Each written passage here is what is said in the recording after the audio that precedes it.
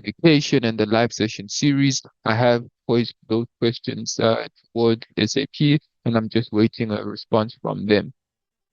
And what that means is that a question that did come up earlier as well is it still important to get the SAP certification then? Oh, this build certification? And the short answer is yes. This certification is still very much valid because remember, SAP Build Developer is still made up of process automation and build work zone as well. I think build apps is just going through an upgrade or whatever the case may be. But this certification is still very much valid and we will then be going through the relevant learning journey to prepare us to take the current version of the certification. As I imagine, after the 30th, they might create the questions in the PDF or whatever the case may be, or maybe it's just the learning content. But by the time we are in session 5 or so, you would be more than ready to take on the current version of the certification. All right, let me just take a moment to just drop this the PowerPoint into the chat. It is a bit of a large file. Get certified. Here it is. It's 2 MB. There we go. Okay. So what we're going to be working through today is then specifically two learning journeys, BTP 100, which is about 4 hours worth of content, and the build or develop and automate with build, which is the BTP 110.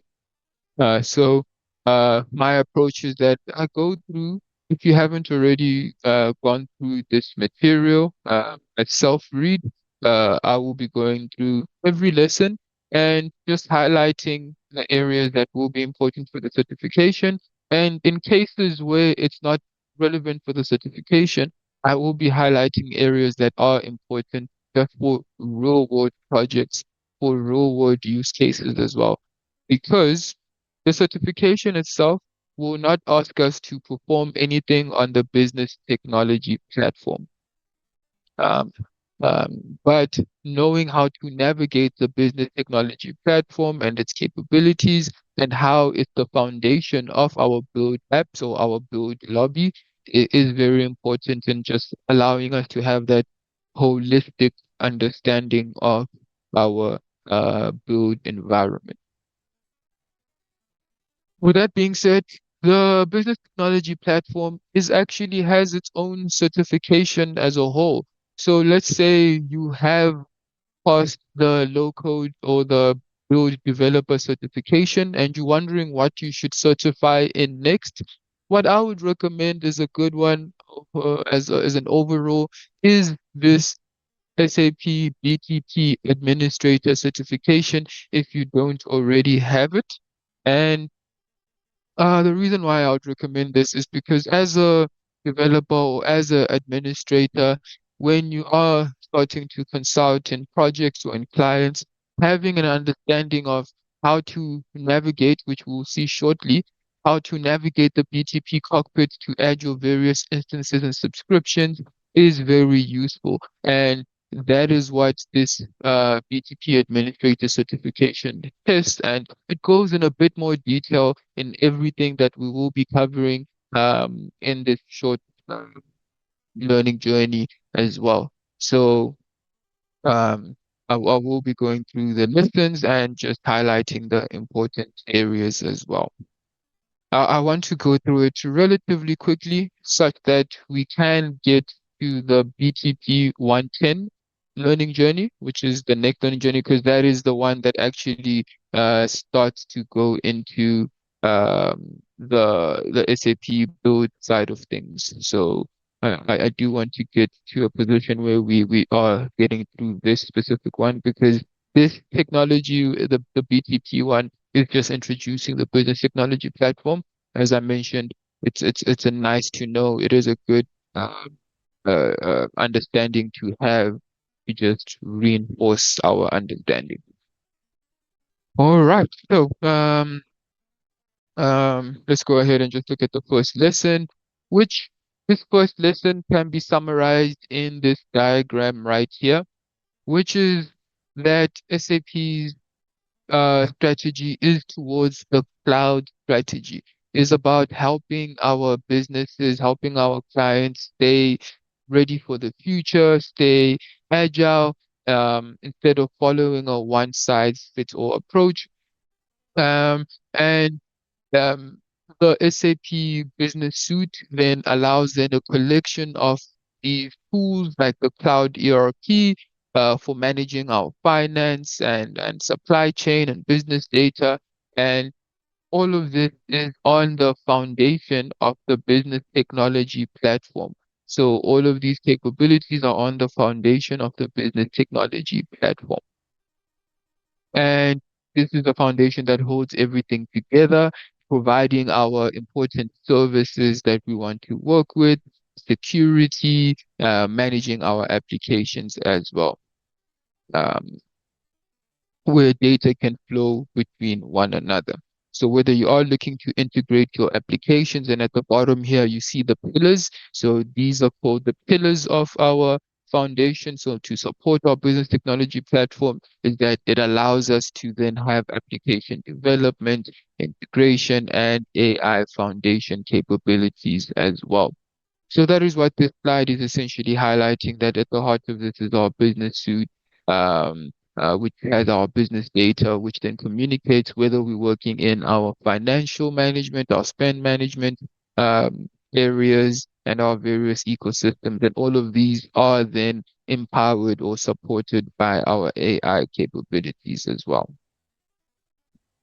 Okay, the foundational pillars. Yeah, so those are the ones that we just discussed, the ones below the platform, the pillars that support it and hold it up, which is what business the BTP platform allows us to do, which is to integrate applications using integration suite, develop applications using SAP Build or Build Code or our ABAP cloud environment.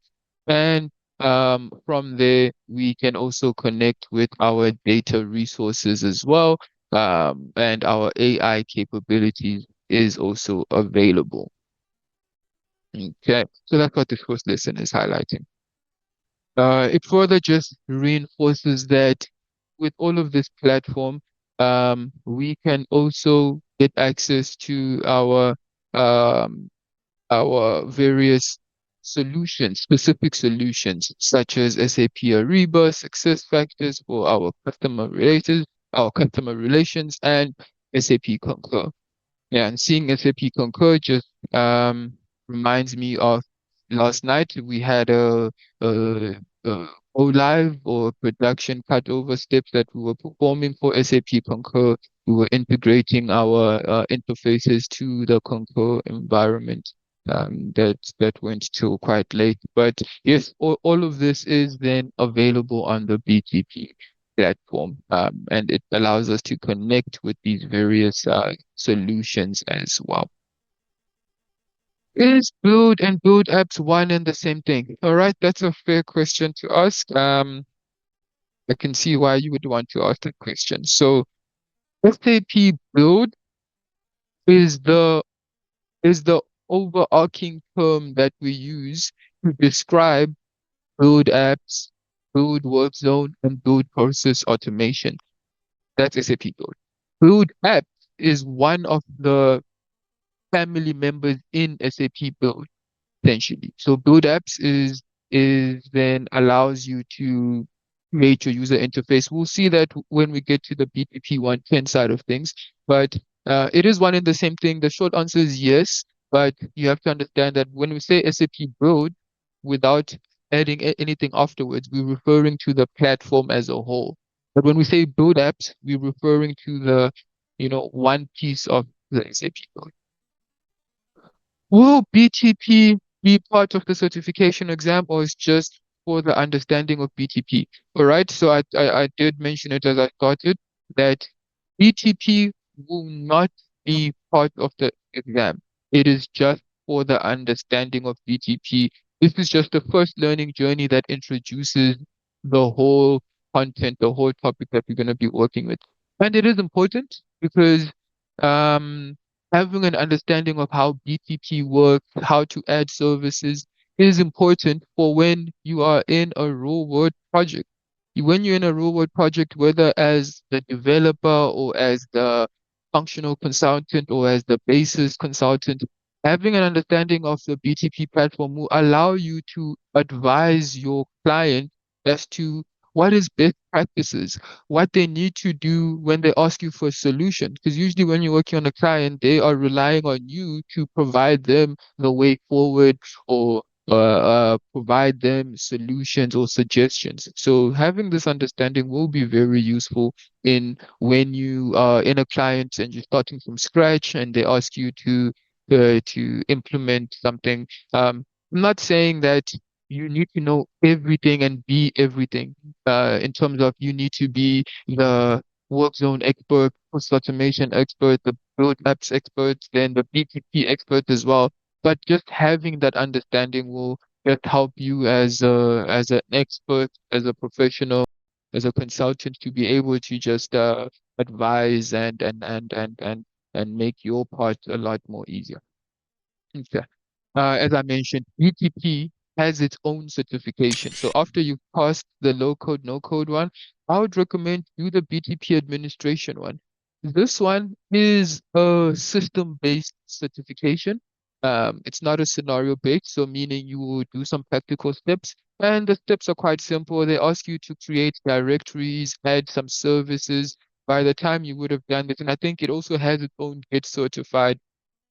I'm not too sure who's presenting this Get certified, but um, I think there's multiple other Get certified or BTP administrations. There's this, and there's Business Solution Architect, I believe, BTP Solution Architect that also covers a bit of BTP. And I like that it even shows that it is targeted, yes, towards administrators, consultants, but developers would benefit from understanding BTP. So I am spending a bit too much time on this already, but it is important just for me to reinforce. And where were we? We were just understanding it. So they were just bringing in how the various solutions come into play. And um, with all of this, for example, just seeing this slide reminds me when the certification was a theoretical exam or a multiple choice, easily this slide would have been an easy multiple choice question that did come up or that would have came up because it would have asked you what are some of the AI powered business processes, and you would have had to list from the list they give you, you would have had to select from the correct ones that are listed here. So now, practically, they won't ask you that, but they might just ask you to perform something on BTP. Obviously, the search doesn't ask you to do anything, but as the search evolves and the next phase of the search gets changed, who knows what they might ask us to do next. All right, so that's what these slides are just highlighting to say BTP works allows us to work with, sustainability and stuff like that in terms of the environment. I can speak on this. What are the replacements of build apps if it's going to be deprecated? Can it be a wrapper of build apps or a complete revamp? Like I said, I do not have that answer just yet. I have requested that answer from SAP. The blog kind of wants to give its own answer. I am suspecting that it is going to be a revamp because remember, Build Apps was even previously SAP App Diver. It was previously called App Diver. Now it's going to be, and now it was called Build Apps, and now they're saying it's deprecated. So all of this is just because it's a new technology per se, it is getting through a back and forth, but I suspect it may be a revamp because I do see the use case of Build Apps, and that's why this whole blog is quite questionable. Um, but yeah, once I have that answer, I would be happy to share it with us because it is a common question that is coming up. All right, then in terms of this learning journey, it's once again reminding us the approach of BTP and the cloud strategy is reminding us how cloud computing works. Once again, these are just some nice to knows. And overall, it's just highlighting that cloud computing allows us to get and consume software infrastructure or platform as a service so that you don't have a specific large, expensive data warehouse somewhere. You would just then have these available as a service. And some of the major hyperscalers that are providing this service would then be your Azure, your Azure, your micro, your cloud Google, your AWS services as well. That are then one of the hyperscalers. So yeah, this is just reminding us that cloud computing, cloud terminology is all about then having your service, you are then able to deploy your models as a public cloud, private cloud, or hybrid cloud, which is quite self-explanatory in terms of how public cloud is assigned to many customers, and private is more specific to one customer, and hybrid is a mixture of the both of them. And then the service models, infrastructure as a service, platform as a service, which would be what BTP is. Software as a service would be an example like Netflix or SAP Analytics Cloud. Okay. And I always recommend that you do go ahead and do these quizzes. They just help to reinforce your understanding. And also, if you want to complete and get a small badge after these learning journeys, one of the requirements is that you have completed the quizzes. Um, yeah.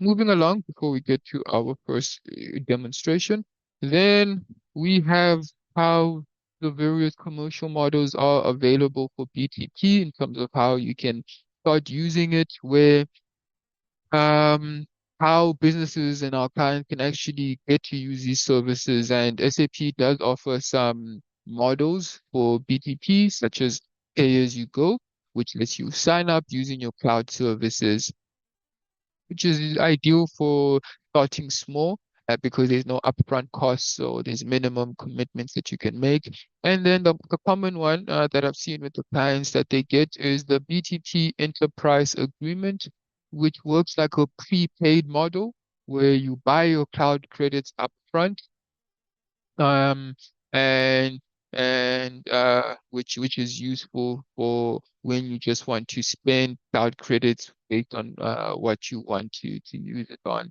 Then you have the subscription based as well, which has a fixed scope, which allows you to pay a specific rate as well. Yeah. All right, so these are nice to know in terms of if you are asked to suggest what is the way forward, and obviously this would be more in terms of the clients, the business analysts who would be telling them this, not so much as the developer, but the administrator might suggest which model to go with. What is important to us as a developer is understanding the behind the scenes on BTP in terms of what made up of the directories, the sub accounts, because have the entitlements as well, which determines what you can use. Having this understanding will allow you to navigate the BTP platform a lot easier, and allow you to also um, see exactly how they all work together based on your region and your applications and infrastructure as well. So these are the various components within our BTP platform. We will see this nicely when I go into the BTP cockpit itself. Then there are various environments that you can deploy to, where you have your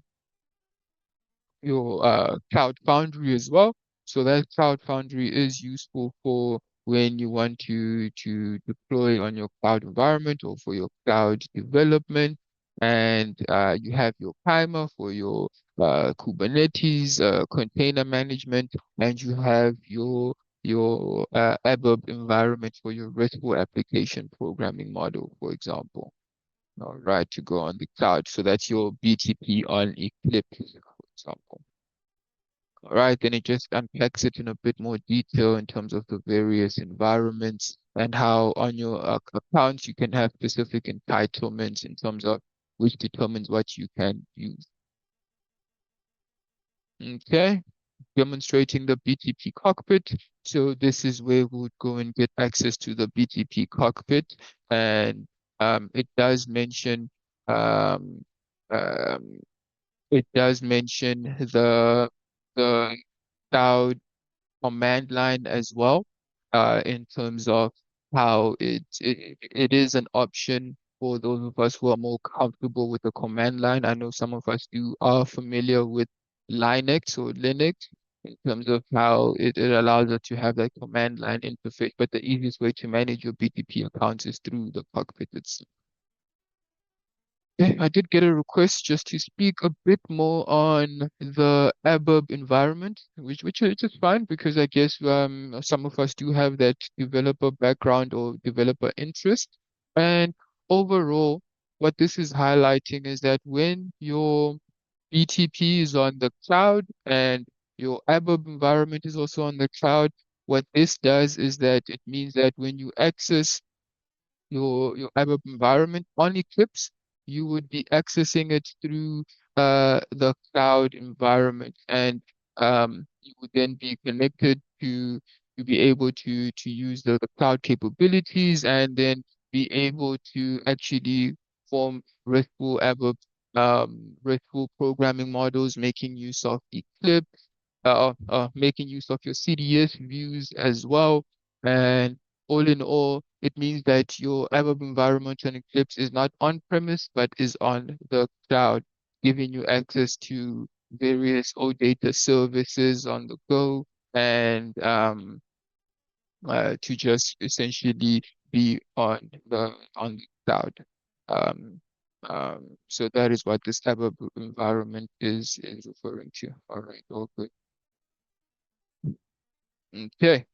Demonstrating the B2B cockpit. So yeah, I think these two in terms of instances and subscriptions would be better understood by me going into the cockpit itself. And then this is just highlighting to just get to get more information on the various services available on the BTP cockpit, you can go through the Discovery Center. And then this last bit is then just speaking on the cloud connector. The cloud connector allows you to connect your backend system to your cloud such that you can actually make use of your OData services, for example. All right, so let's go ahead and go through the BTP cockpit. Okay. All right. Yes, I can also share last week's document as well. So, um, let me do that now because I know not everyone can always stay the full 2 hours. I do understand some of us do have commitments and meetings, and yeah, so I know not everyone can stay the full 2 hours, and it's always good to get as much value as you can while you're still in the session. But yeah, there is always value throughout the time period. Sometimes I mention something that's important that only appears towards the end, but I always try to add value while everyone is here. All right, just share the document again. All right, so how did I get here? So this is my BTP trial account. I always suggest if you don't have one already, please go ahead and subscribe to it. Just use your email address. It's free to use. And and let's click the wrong button there. Once you are within your trial account, you usually have about 90 days where you can use it, which is 3 months. So as you can see here, as long as you use it or you log in within the 30-day period, it will then always be active until the final day of the July 6th. And then from July 6th, let's say on July 5th, I would, if I created anything in my BTP cockpit, in Build apps or any other environment, I would just go and save my artifacts, put them in a folder such that the day after it gets refreshed, let's say July 7th, when I just refresh my account, I can just subscribe to the services again and then just import whatever files I want to work with again. So that's what this trial period means. What we're seeing now is the global account perspective. And with the global account perspective, I want you to notice the difference that's on the left-hand side, what you have available, compared to when you go into your sub-account level, which is essentially just by clicking the trial account. So you see in my global account level, I have access to what is known as boosters. I can see the system landscape, some of my entitlements and my security. But if I go into my sub account level, my left-hand side now allows me to see service marketplaces, now allows me to see my cloud foundry. It allows me to see my destinations, my security and role collections as well. I'll try and just speak on these various areas as we go along. Let me go one back again because now our main interest in here, like I said, our focus should be on build apps or on SAP build because the BTP administration learning journey will go in a bit more detail on everything else BTP. Our main focus should be, all right, how do I get to SAP build from here? And that is what I want to discuss. I do also just want to show a bit of the entitlements because entitlements makes it feel like, okay, is it going to be in here where I get access to build app, to SAP build? And no, it's not in here. Entitlements just show you what exactly um you can you can have access to in terms of the quotas and the plans that you have in this BTP cockpit. So if I scroll down, I am looking for anything build apps. You see a free application, 100% quota. That's fine. Build code, build process automation. This one has a standard edition of work zone, and I don't see the advanced edition of work zone. So the entitlements just show you the quota and the plan that you are working with. What you are interested though in the global account is the boosters. The reason why you're interested in the boosters is because the boosters allow you to have a guided wizard which allows you to add your build your build applications. For example, I can see here under the pillar application development and automation and artificial intelligence, data and analytics. These are the various wizards that I can add. And it's recommended to add your build applications via boosters if they are available. So what I can see is that get started with build apps is available, meaning instead of going through the service marketplace, if I go into my trial account and I go to instances and subscriptions, what I can see is I only have one subscription, Business Application Studio. We're not interested in this. We want to get access to build apps, build process automation, and build work zone. What we have from this perspective is the service marketplace. And the service marketplace allows you once again to see a number of the pillars and what is available for you to add. So you see build apps is also available in here, but as I mentioned, it's recommended to add this application from the booster because the booster just ensures that you have all of the background um, connections that's required. If it's not available on the booster, then yes, you would come and add it in here. For example, we never saw process automation from the booster. So with that being said, let's go ahead and just add the necessary applications that we want. I'm going to go to boosters. So these are the steps you're going to follow yourself if you don't already have this on your trial cockpit. Go to get started with build apps and select start. Check it does all of the necessary checks and you just select next. It's going to say mandatory create sub account. No, we want to select the sub account because we already have a sub account that we're working with. We're not trying to create a new one.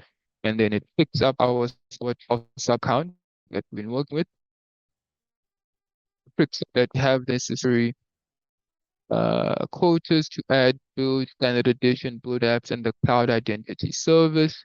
And from there, I'll just say select next again.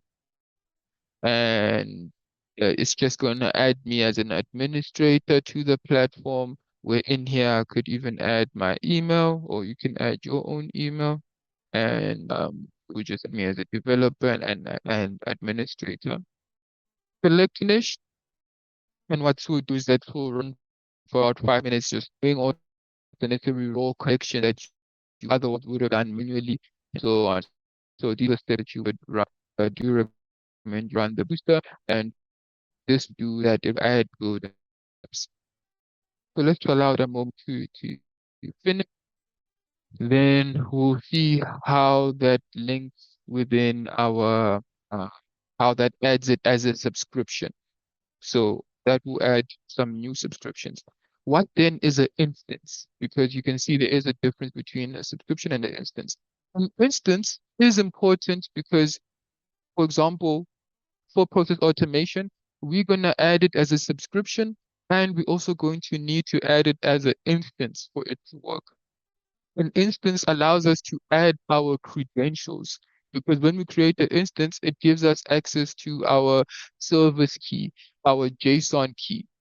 So that instance allows you to just get access to your various API capabilities as well.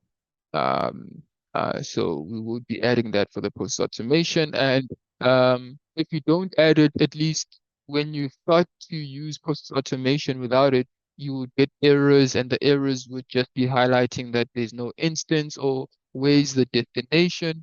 So it's always good to get one or two errors that tell you exactly what the issue is. All right, and how you can resolve it. And then I mentioned connectivity. It is in the trial account as well. Okay, let's see if the thing is done. This one failed for whatever reason.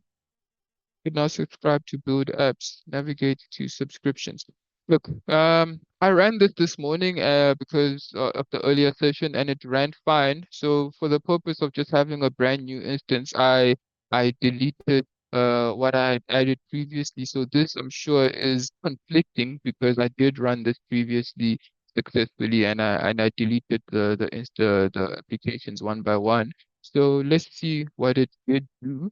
I'm not so much concerned with that. I just want to go to my sub account level and I can see, you see it even added all five. I was expecting five. Let's see if they're all green. Oh no, these are all red. Let's see. You haven't configured your sub account with Trust Cloud Identity Service. Okay, even though it is subscribed to.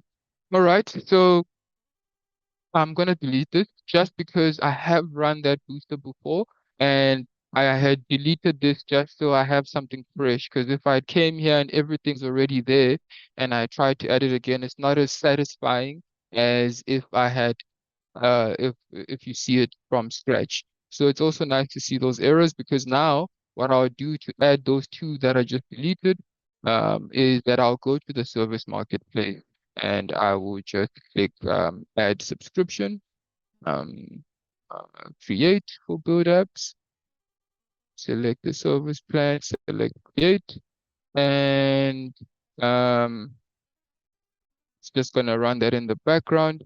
And what I also want to add is the build process automation plan, select create, select the plan, subscription for now, select create. Okay, and close there. And the build work zone as well. Select create,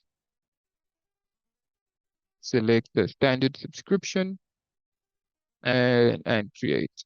So all of this will then trigger those three applications to just be running. Load apps keeps fading. I'm now curious as to why.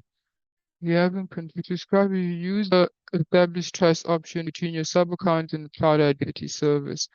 All right, so let me just go into my cloud identity service because this one should be already okay. Maybe it just wants me to log in. Ah, okay. This is nicely a nice example as well because I know what's going on.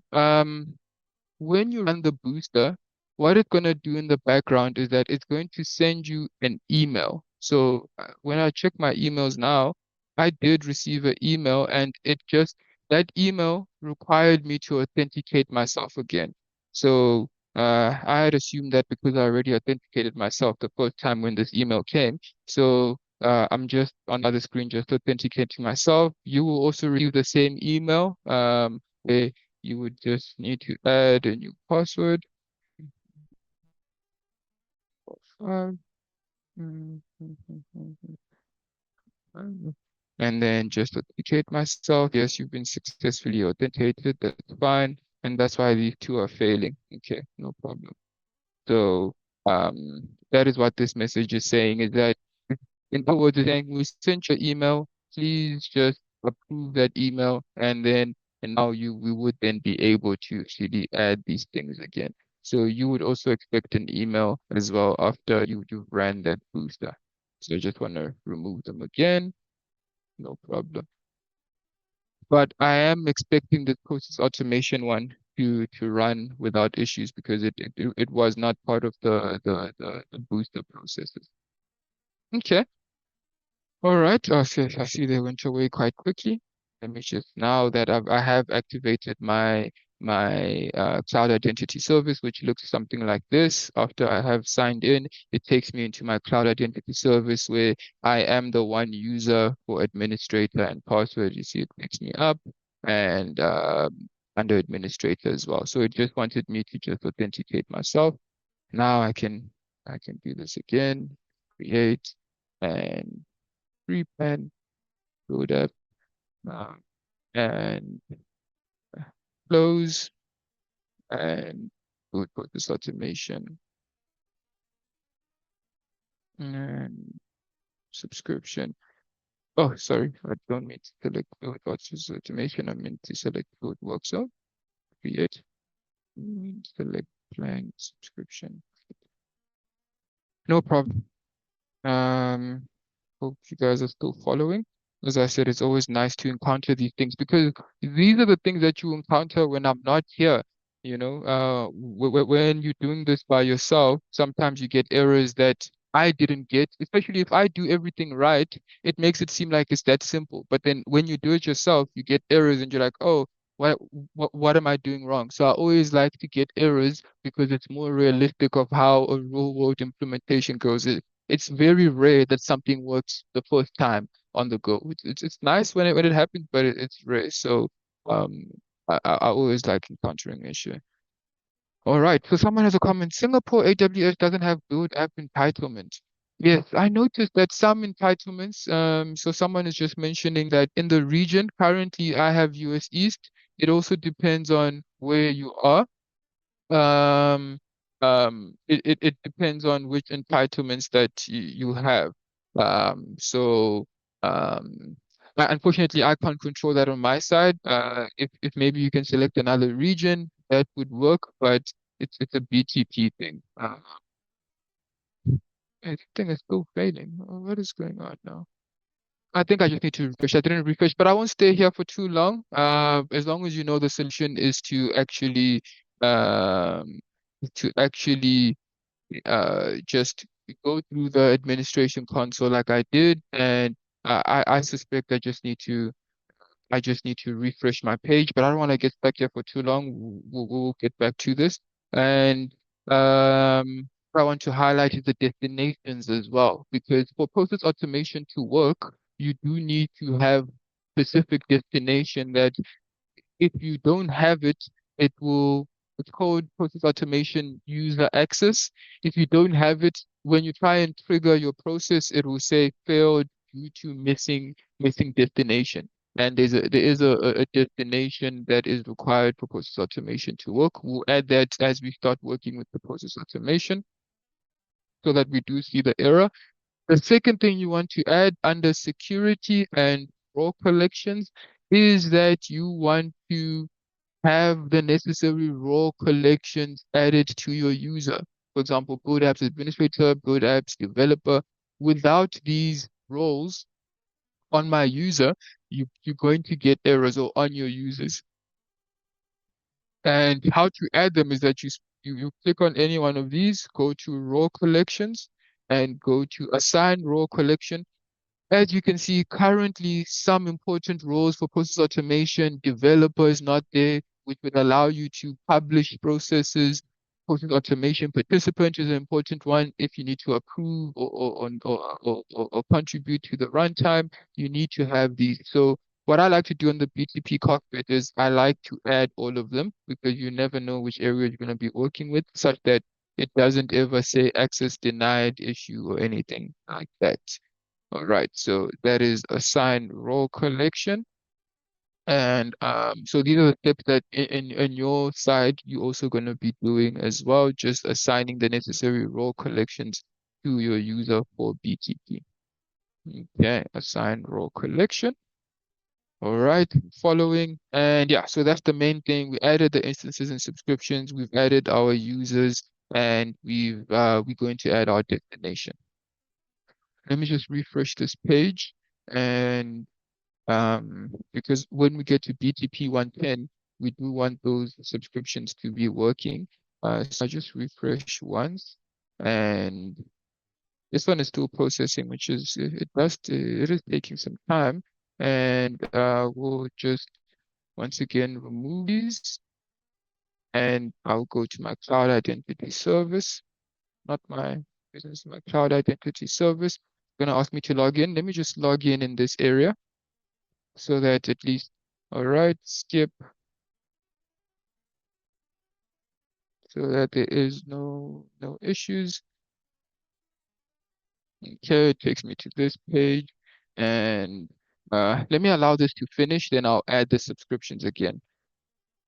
Let me just allow this to subscribe and finish. But while it does that, let's go ahead and continue. So that was just the intro to our BTP administration. As you can see, it does require some understanding of how to navigate, where to go, and stuff like that. All of this just so we can get access to our applications.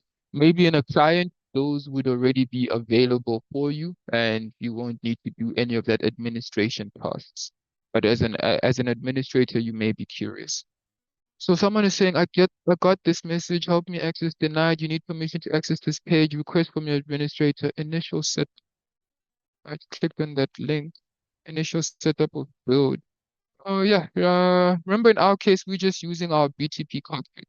So I'm not too sure where the access is denied on your part is coming from.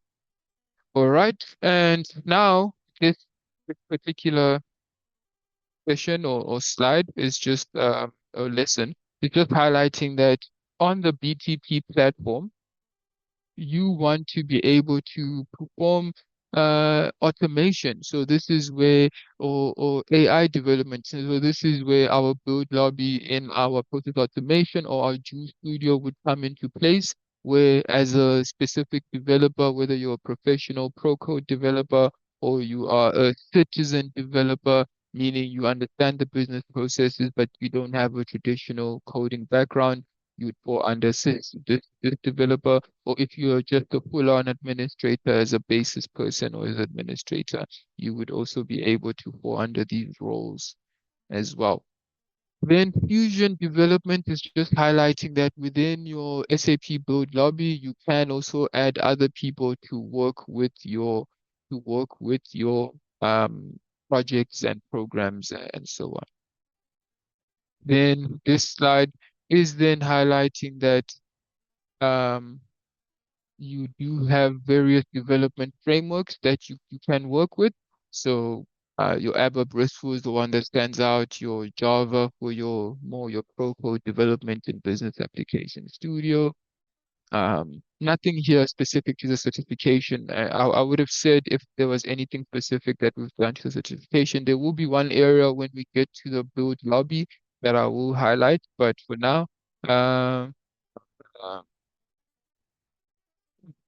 uh, but for now, we just discussing real world projects and real world scenario type of understanding of the BTP platform. Nothing specific I would highlight in here. This is just highlighting that you can get in the cloud application programming model core data services, event handlers, and so on. All right, a bit of the build overview capabilities. This is now just starting to introduce us to the build platform itself or the build environment, which is allowing us to bridge the gap between different development approaches. Because it's commonly known as a low code, no code environment, it means that um, people who understand business processes, someone as a manager or an FI consultant can now start to contribute to the development process in this drag and drop utility tool.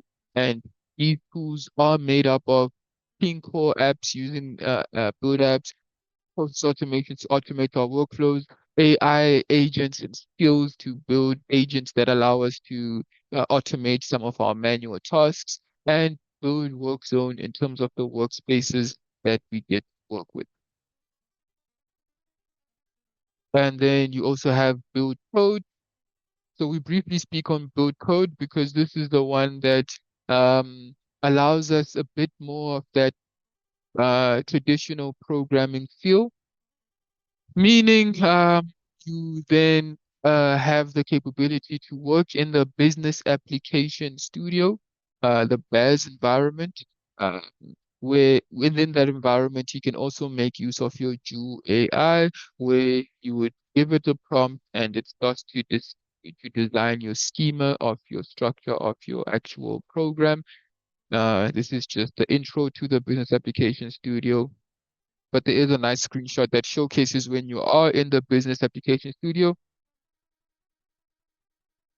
which you can consider it as the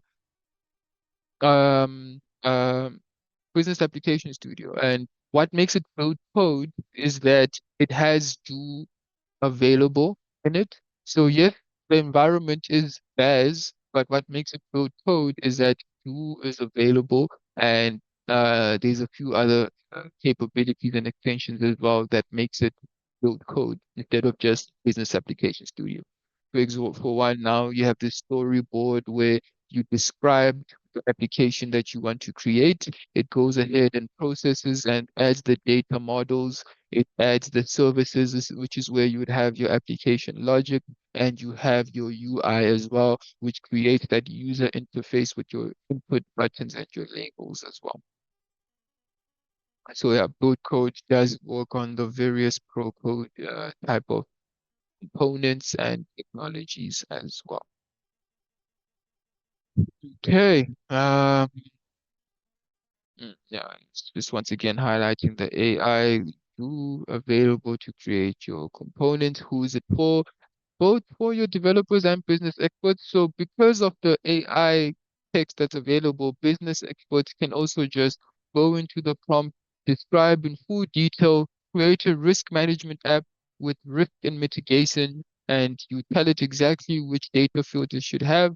And there, as a business expert, you are able to design a fully fledged application that has a user interface that has logic as well. Then, towards the end of our learning journeys, in terms of our weeks, we then start to speak on Joule Studio, which within Joule Studio, which you access from the build lobby itself, you would, as long as you have the necessary entitlement, you would get access to the AI agent and Joule skill as well. And what this would mean is that you can then start to create AI skills, AI agents, which allow you to automate some of the repetitive tasks that you may need to perform. Reading data from an Excel sheet, all of this can be automated in an agent or a Joule skill. So we do briefly speak on that towards the end. And there's also a bunch of live sessions that cover a Joule Studio as a whole. So none of this is tested in our build certification.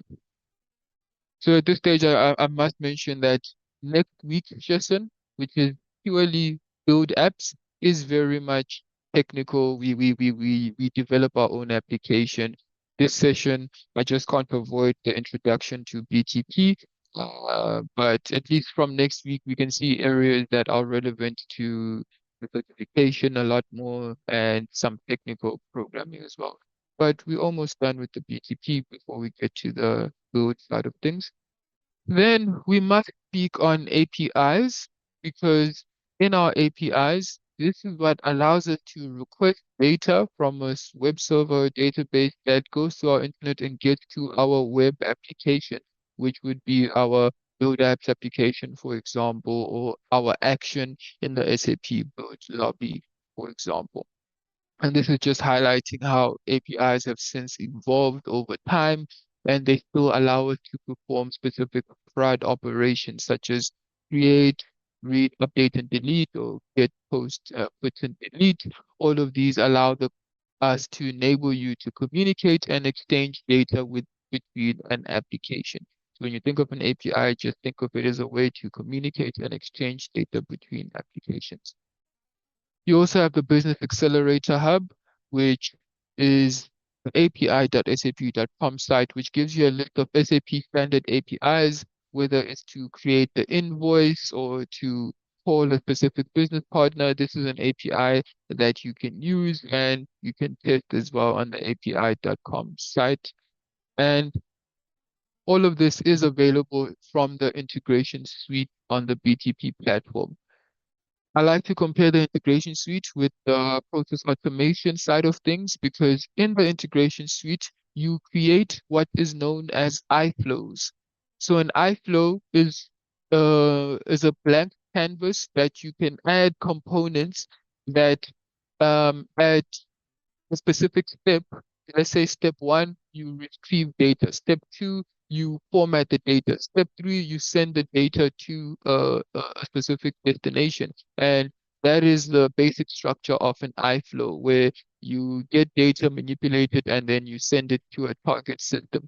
And integration suite allows us more than process automation, a bit more capabilities to perform that communication between our systems or to create a process, an end-to-end process, right? Where you have all of these capabilities, open connectors, integration, advisor as well.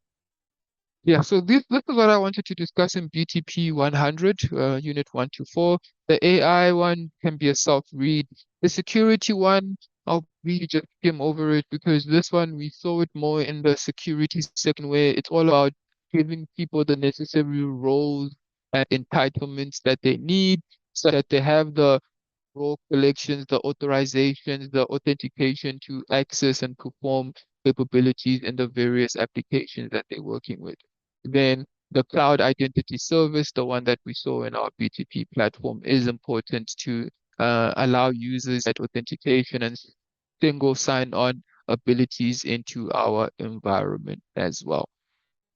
And all of these tools just goes in a bit more detail on the behind the scenes, what happens to authenticate someone, to give someone an ID within our platform. Okay, so at this stage, I do want to then go to the next session, the next learning journey, which is the last one for the day, which would be now BTP 110, which introduces our various environments. So build apps, build process automation, and build work zone in terms of how these fit in the BTP platform. So at this stage, you see, this one is done processing at least. That's good. Let me just refresh here, and then I just want to add build apps and build work zone. As well. So that one did finish successfully. And I just want to go to my service marketplace and uh, let's go to build apps. I'll do it one by one this time. It's a free plan. Yes, I'm happy. And select create, review subscription, and just make sure that it does complete without any errors.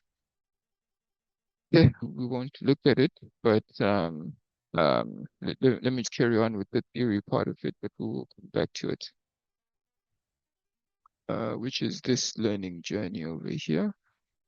That's this one, where the first unit is just reminding us of what by now we already know, which is that SAP Build is our low code, no code environment where it's allowing key users, business experts, and even fully fledged developers the capability to create user interfaces, processes, or build work zone sites as well. Which is just the overview of the main products. I would even add here new agents, new skills. I would add build code as well. But the build product, the main three that you work with, that you come across, is the build apps, process automation, and the business side. Okay, here we go. Yeah, so build code is here, and the more recent one would then be your due agent for your due skills and so on. All right, so the value of SAP Build, well, because of the pre-built templates, let's see. this.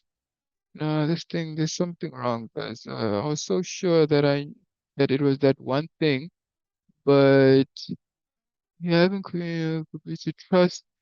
Oh, tenant for cloud using OpenID Connect. Let's say someone using support to subscribe user established to configure trust between your sub account.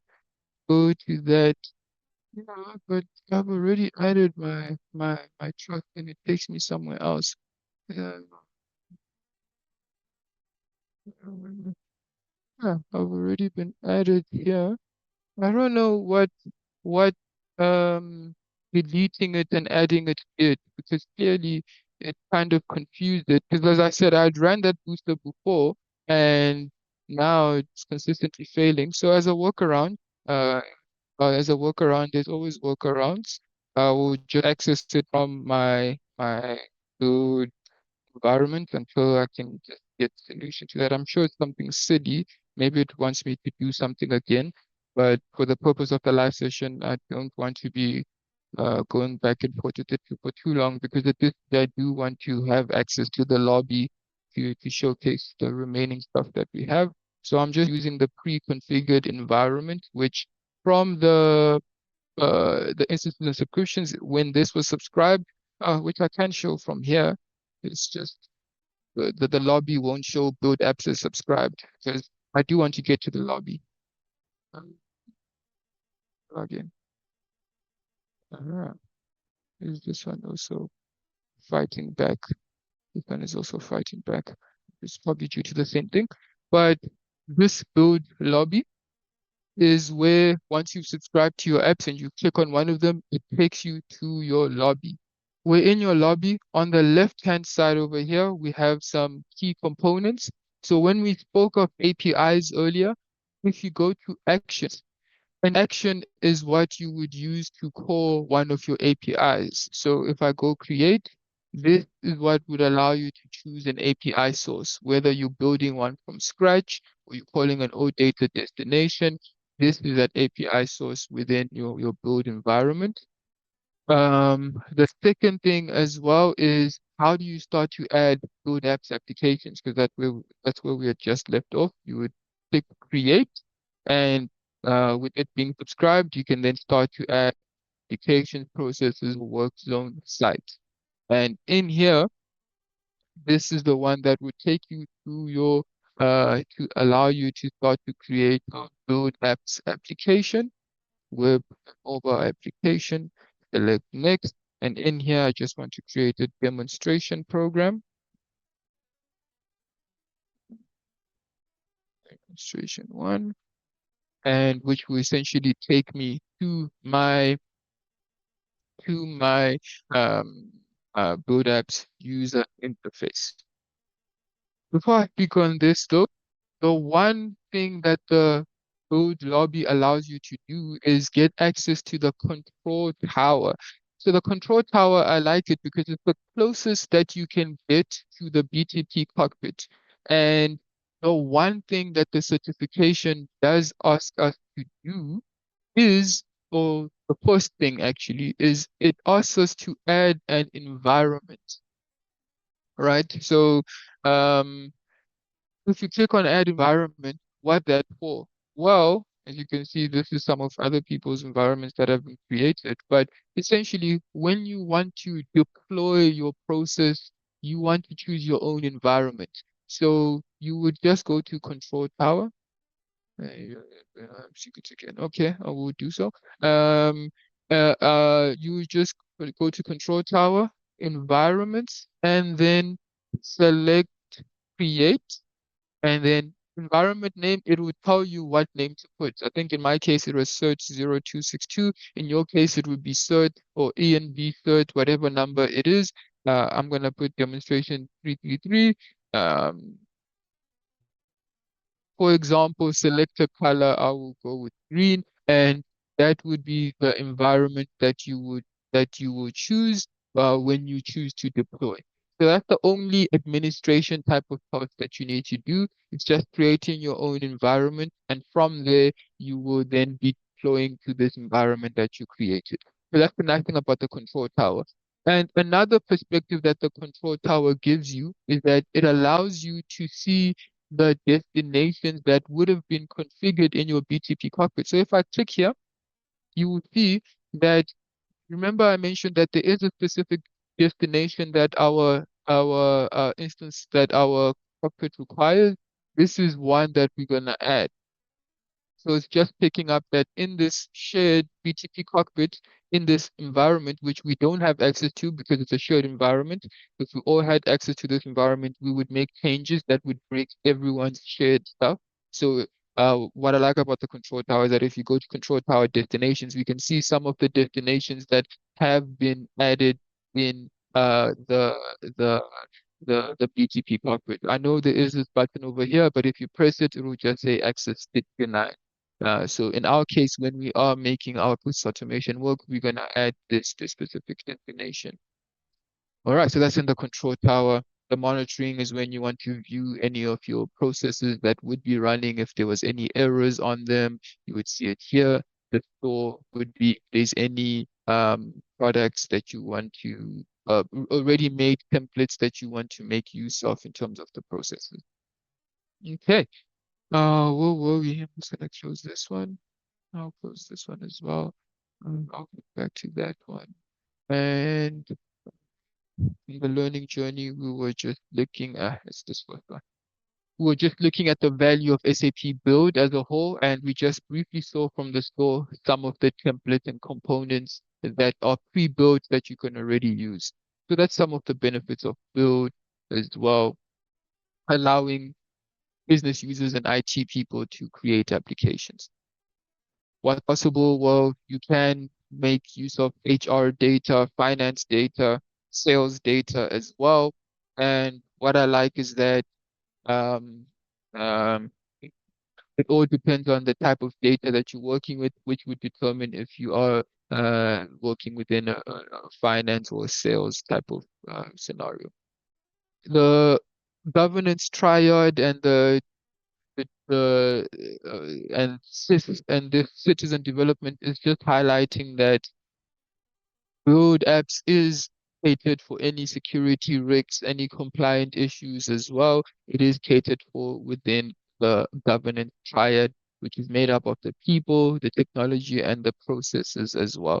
I know previously this was a multiple choice question, but now it's just nice to know information that the processes is uh, is the various processes and guidelines that you would use. The people would be the various administrators and the tools would be the various technologies that you work with. Yeah, nothing specific I'd want to highlight more than that. Now we can finally get to see these applications practically because this is when we start to introduce them at a glance before we deep dive in the future sessions. So next week, Tuesday, it's everything build apps. The Thursday after that, it's everything process automation. And then the final week is just doing the final lessons that we have. So briefly, we'll speak on build apps. We can already see the canvas over here, drag and drop buttons, and we also have our what does it speak on here? So it's just highlighting that you can the build apps is for your front end, and you can also have a back end where if you want to contain the data that you created in the front end can be contained somewhere. The manage app section shows how we can add multiple people as developers or as administrators on a project, and we can work on it on the same time. So if I hit save, it tells the other person that, oh, someone just made a change and they save. So that's the fusion development. Creating applications as well, the user interface, adding buttons. Any app needs data, any app needs logic to make it an actual working application, and it needs to store that data somewhere in a backend application. That's where the Visual Cloud application comes by. I will open Boot Apps and I will showcase this in a bit more detail. I just want to go through the theory and what is this wanting to highlight? How to access it, it's fine. The logic canvas, we'll see it shortly on the button as well, and the marketplace as well. backend components. This is the visual cloud where you want to just store some of your data sources. So in next week's application, we're going to be creating and using all of these functionalities as well in the application that we create, which that application I will share the markup file so that you have it. And then we are met with our first simulation exercise. This is one that I'll leave for self-study. Please feel free to, when you have time between our next session, to just go ahead and go through the sections or to go through the simulation. It's an okay exercise. It does introduce some concepts, but yeah. Um, we think our exercise that we'll do together will be a bit more reinforcing. Then it will be process automation shortly after. Okay, we still have time. Someone was asking, could you please show this build app sequence again? What did you mean by that? Build app sequence. The sequence to get to build apps, or I'm just not too sure. Please, just kindly remind me. Oh, the sequence to get to boot apps. Oh, all right. Yeah, because initially I just showed that I was getting this error in my BTP cockpit, and then I quickly went to the workaround. I can show you how I got there. So all I did was in my learning.sap.com, the one that you have, I went to browse, I went to hands-on practice, and I then went to search for practice systems. I searched for build practice system, and then I searched for um SAP APP 400 is the one that you're looking for, practice system for SAP build. You can ignore this other one, hands-on practice for build developer. There's nothing in it. But the one that you would want to subscribe to is this APP 400. And then I just clicked access and it took me into this build landing page. I hope that answers your question. Otherwise, I can just share this link. I will share this link to this practice system so that you have it. After build an app using build app and client request to add complex functionality, can it be extended to build code? All right, that is a fair question that comes up a number of times. And the answer is yes and no. And yes being certain functionality, no being the user interface will still be um from build apps. So that's the no. The yes is that you can in build code create a cloud application model or data service that your build apps application would call. For example, as a extension that is being done from your build code. So it is yes and no. Yes, that you can extend it. No, being you can't extend it as much as you would like. Okay. Uh, okay. Let's go ahead and oh yes, yes. I wanted to now just we were just finished and we wanted to speak on let's just see it. We had just finished this before we get to process automation. So yes, build apps landing page. Just as a reminder, the certification is 70% process automation, 30% build apps. Meaning in build apps, we only have to add like a single button, add an input field, and we have to make that button and input field work.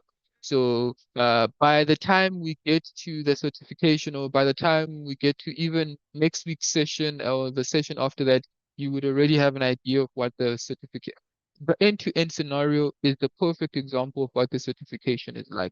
When we do that, which we do it together, I take you through step by step, then you would already have an idea of what you can expect in the certification. So, this is build apps as a whole. The left-hand side is where you take your various components and you describe what you want them to do. You can drag them anywhere. And once you have added your component on a specific position, when you click on it and go to the right hand side, you can then describe and change its value. So this would be my slogan, and this would be my name field, and this is just a placeholder text that I can influence here, and this would can easily say press me. A simple application. A realistic application in the real world is that you have a Figma diagram, you have a technical specification diagram, or whatever the case that you are following that is guiding you to tell you which input fields are expected, which buttons are expected, either based on a Figma diagram, a technical spec document. And all of these will kind of guide you as to what should be in here.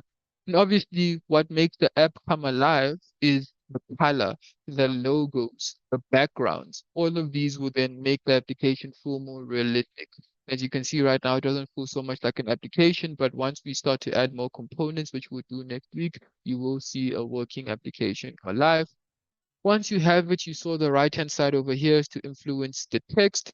Then if I click on this button, for example, and I click on styling, change some of the coloring, you can change some of the positioning as well in layout to move it to the left, to make it smaller, whatever the case may be. You see now it's more a small button over there, or you can put it in the center.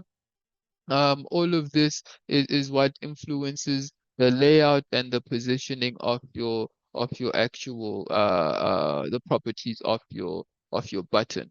So in my case, once you hit your button and you at the bottom here, go to button one and you start to add additional logic. So when they press this button, it should do some validation. It should check that the name field is inputted, and all of this is done by adding, specific components. Specific a commonly used one is your function, which would tell you if this is filled, then do that, and you would then just drag and drop. This is a toast message that says this. So we want to see an output that when you press here, I'll get a toast pop-up message, or otherwise I can get an alert pop message, which has various type of effects and results, which would bring up in our UI. And then another important button I want to mention is these ones up here. So currently on user interface, there's a variables button. This button will then allow us to um, uh, this button will then allow us to add variables. Variables are very important because that is what stores our data. And the integrations button tab allows us to add integrations. For example, if I click add integration and I want to add an OData service, and in here, as long as I have that connection set up to my backend service via the cloud connector, I'll be able to see my backend system under integrations. And as well as if I want to add a classic data entity, which can be a REST API or Firebase. And if I want to add my process as well, it would be from my library. If I want to add a Visual Cloud function, it would be over there as well. My app settings, if I go to navigation, this controls the various pages that I have available. If I have created a new page, for example, this would read next page or login page. Um, and then this can also be a new symbol. Just give me one moment, guys. Please excuse me.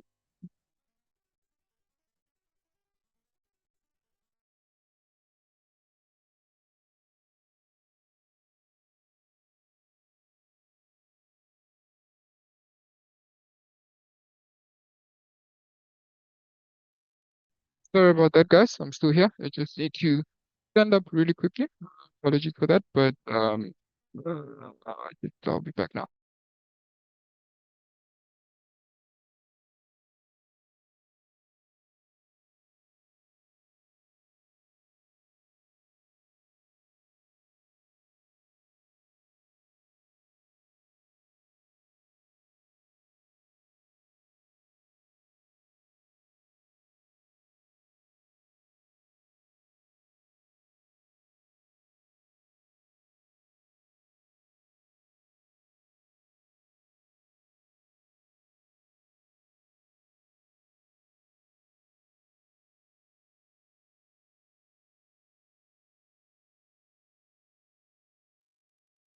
So, just had a minor cat situation, but my wife is sorting it out. Uh,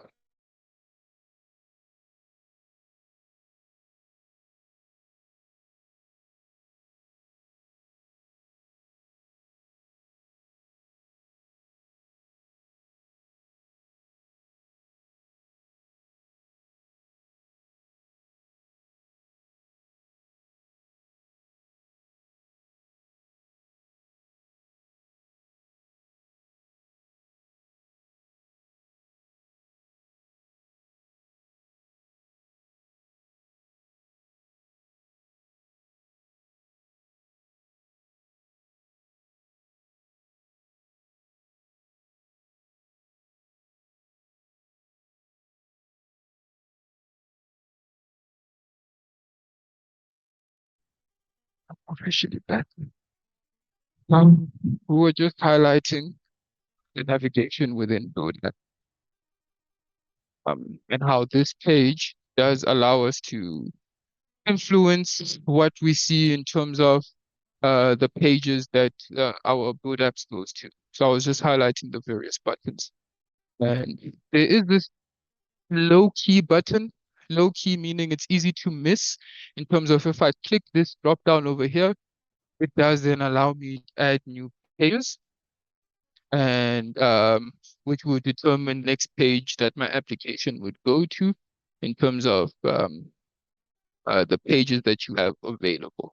So all of this, you would get familiar with it the more you interact with Build apps.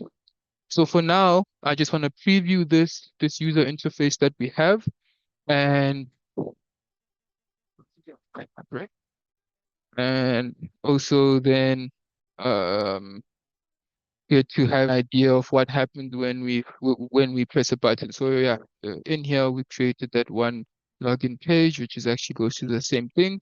But when you hit press me, then you can see the success post message that we added. In a real world scenario, when you hit press me over here, it could call your build process automation. So in here, it would trigger your build process automation, which the process automation would have a bunch of logic in the background as well. All right, let me just answer some questions. Can you use this to build a BTP app to review and adjust a JSON dataset? When you say this, are you referring to build apps? Can you use build apps to build a BTP app to review and adjust a JSON dataset? That is, or data that sits outside of SAP in a JDBC data source before it gets fed to the SAP API. So yes, I think I know what you're referring to. When I clicked on integrations, you were then curious to say, can I integrate this application to work with outside data sources? And the answer is yes, depending on which data sources that you want to work with. Let me just go one back again in integrations. And in here, you have your API, your OData integration, and your Build Apps application would then be able to make use of these data sources. Um, uh, uh, because this is usually in JSON format when you start to call your API, and the format and the schema that it is conveyed in. And yes, it can also be an external data source as well. It doesn't have to be an OData service. Can we write own code logic when creating build application through SAP? Yes, you can. And that is where someone would argue that to get build apps to really do whatever you wanted to do, um, you would then need to have some coding logic because in build apps, instead of just dragging and dropping over here, you have what is known as the logic canvas, which is over here, and formula functions. So within a formula function, when I press this particular button, and depending on what I wanted to do, you would see a formula function within my if condition. So this is stuff that we'll be doing next week, but someone asked a question, so we can showcase it now. We're in this if condition, and I go to if condition over here, and I then click on formula. This formula allows me in this little bar over here to start adding code logic. So code logic would be to if this condition is true or if is empty. So rather if I call it is empty function, this is a common one that we'll use. If is empty, and then I need to give it a variable if I actually had a defined variable, which I don't have. If variable which would hold my name is empty, then do XYZ. So this is actually some JavaScript, some Java related coding that you would be performing on within both apps to be able to evaluate your if conditions and stuff like that. And these if conditions or these formula functions can get quite long and can get quite intense. So yes, you definitely can add coding logic. Okay. I am looking at the time, and we also still need to speak on process automation, and we need to speak on work zone as well. But we're just introducing it.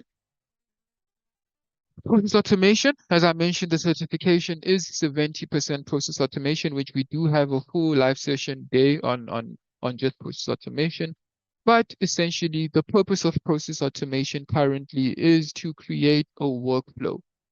When I use process automation in my project, I had to use process automation, which was linked to my build apps user interface. So I was creating a sales invoice application.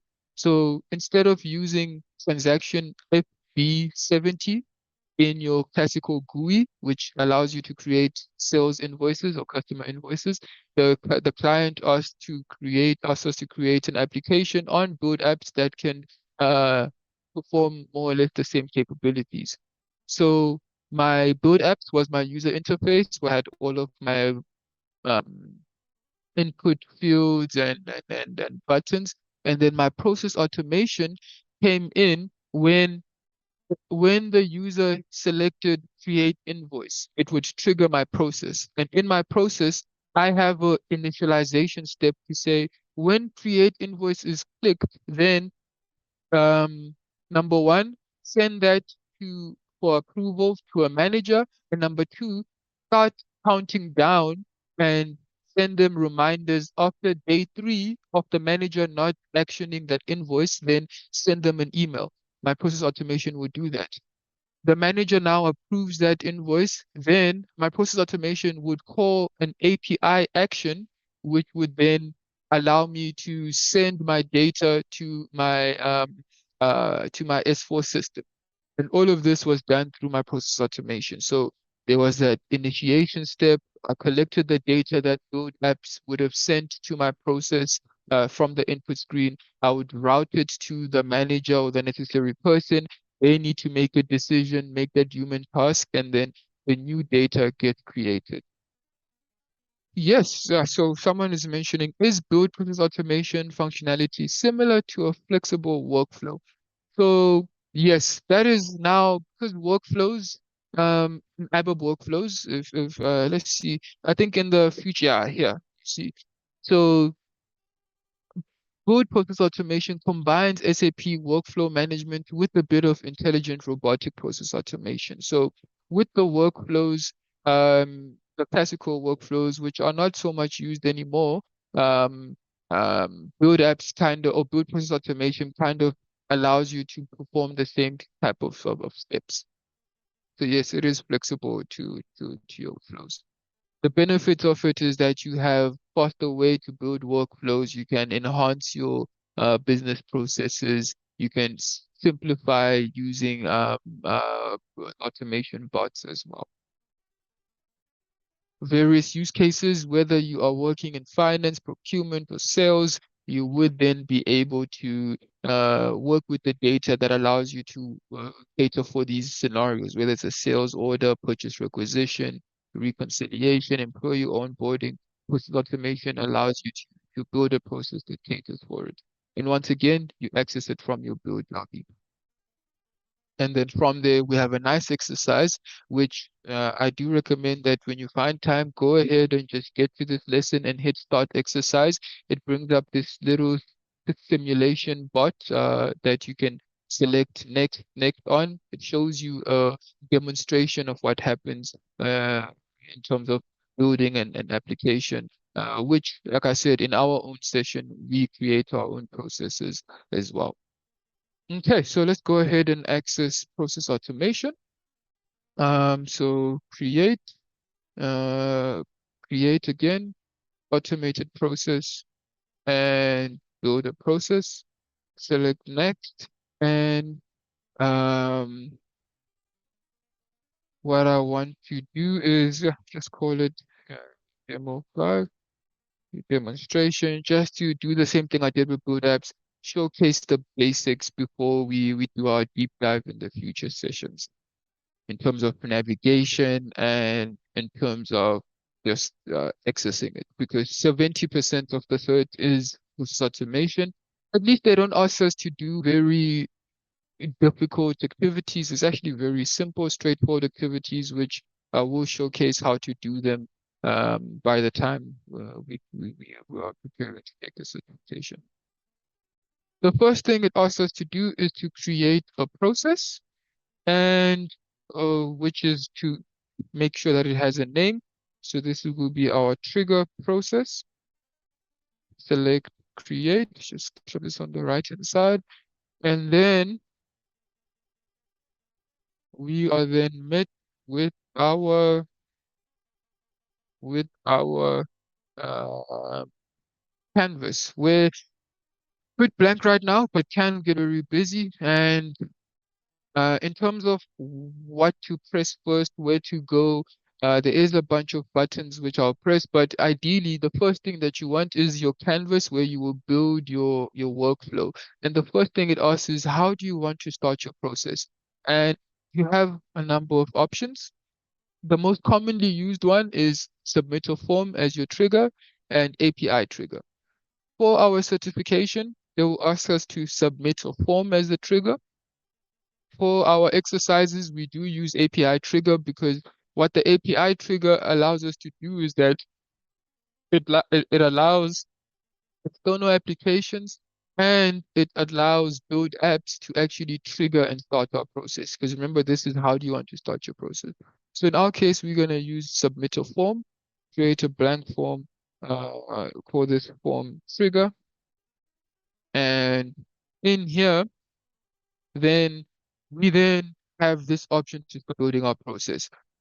For example, scenario, you as a manager, common scenario, need to approve or reject a specific employee's leave process that he puts in, or a common scenario is approving or rejecting. So then you have these various components that you have, and for that approval, you will then use this approval form.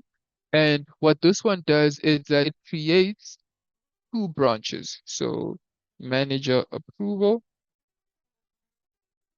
And by adding this, now you have this realistic look of a process on the form.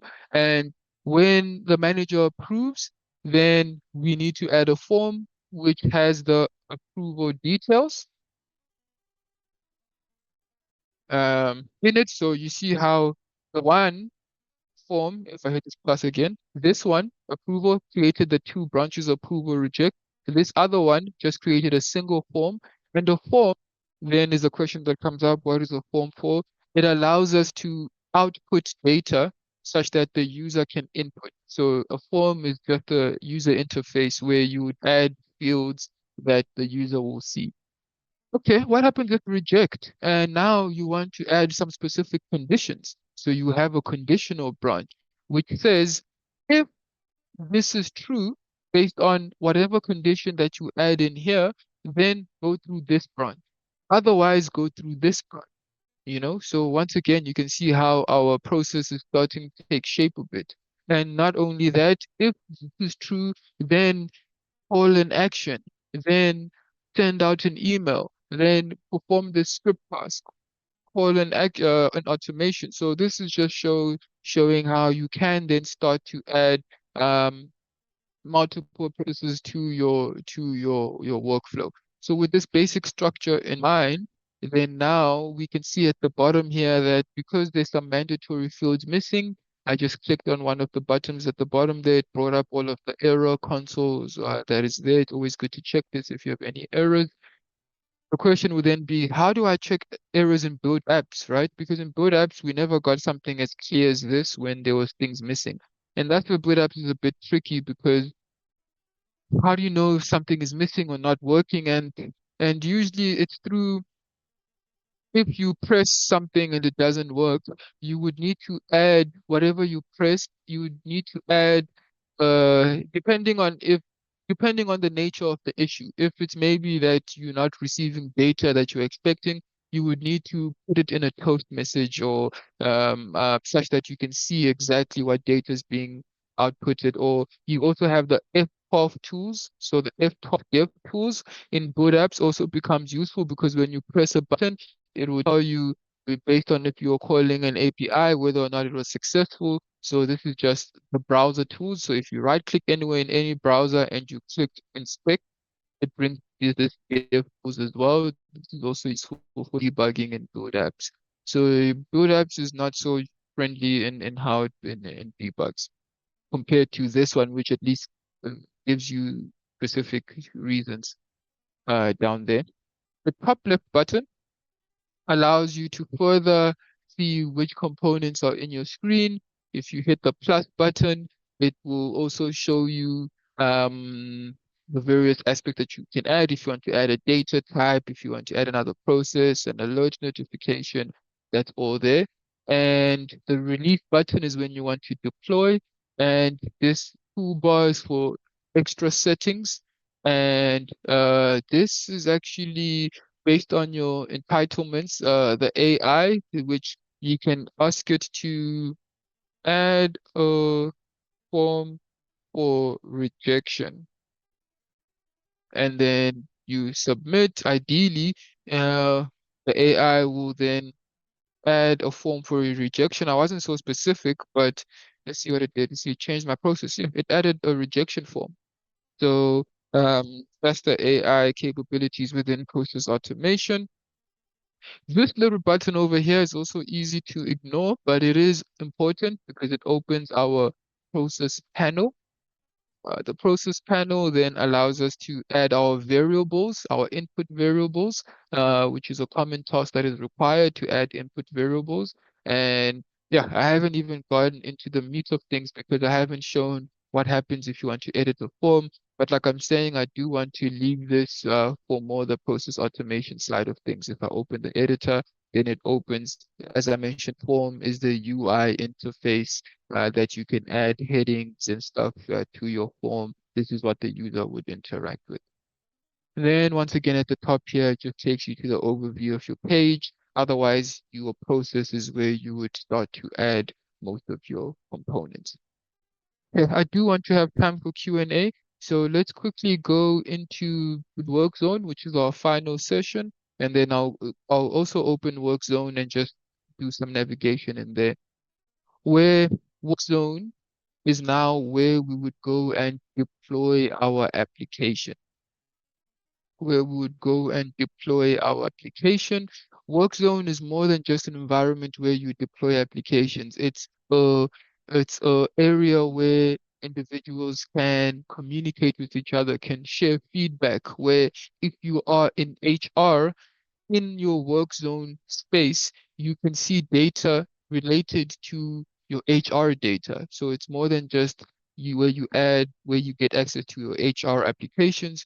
You can also communicate with people, send them feed updates. So Build Work Zone is an engaging work experience where you have the advanced edition of Work Zone, which just gives you some extra capabilities in terms of what you can create.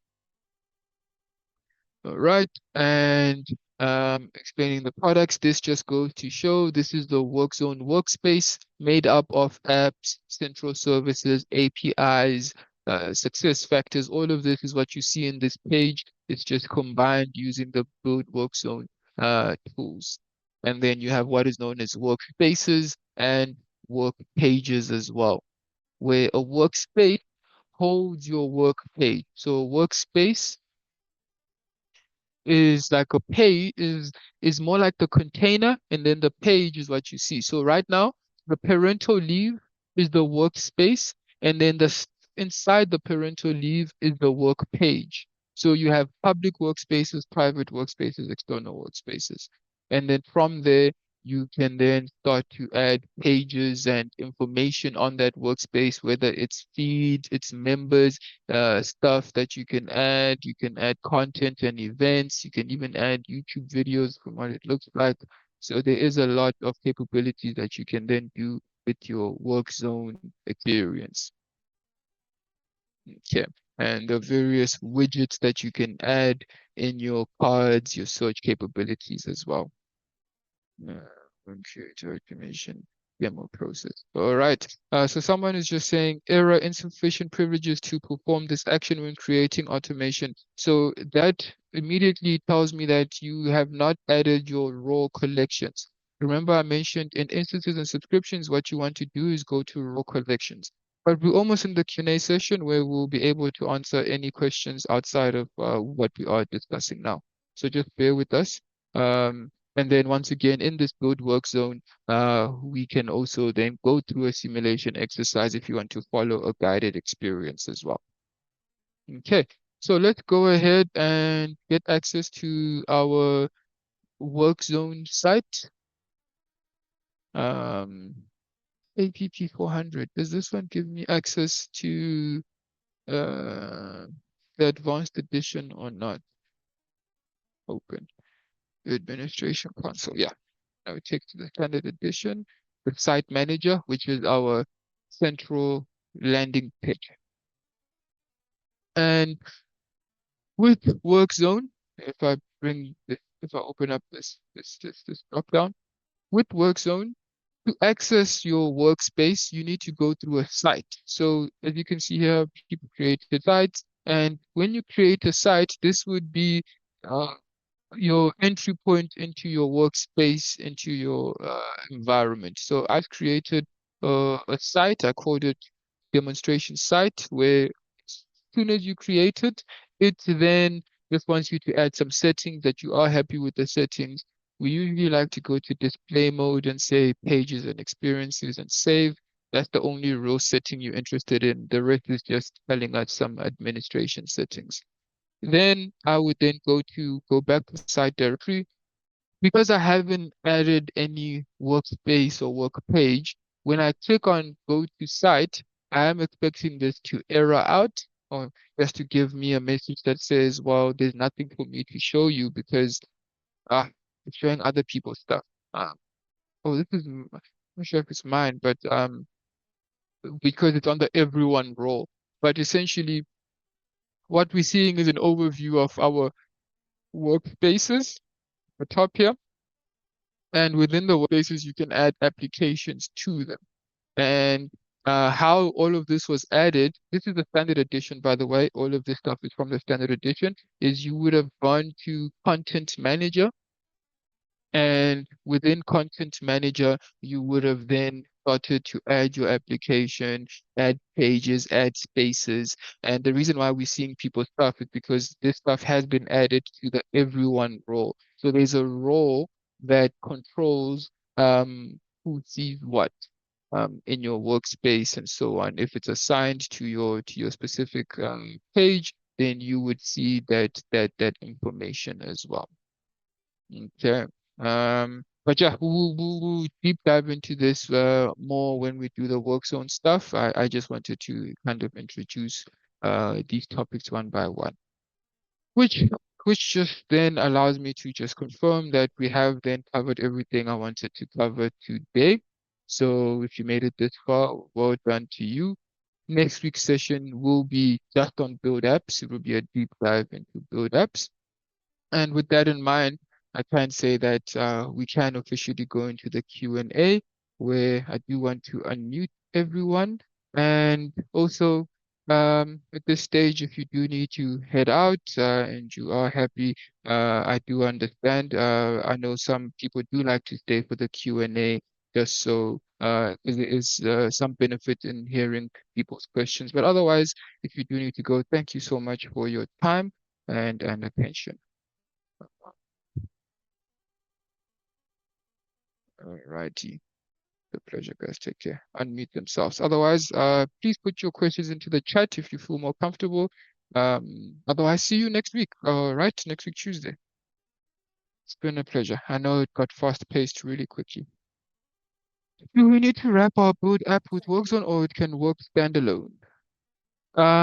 So your build apps, you would then deploy it um, from the Build Apps environment. There was a publish button at the top right that then makes it available for WorkZone to consume.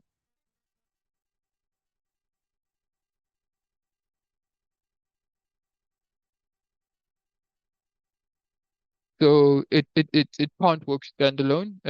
Yes, technically it becomes a URL on BTP, but ideally you want it to be available on as on WorkZone.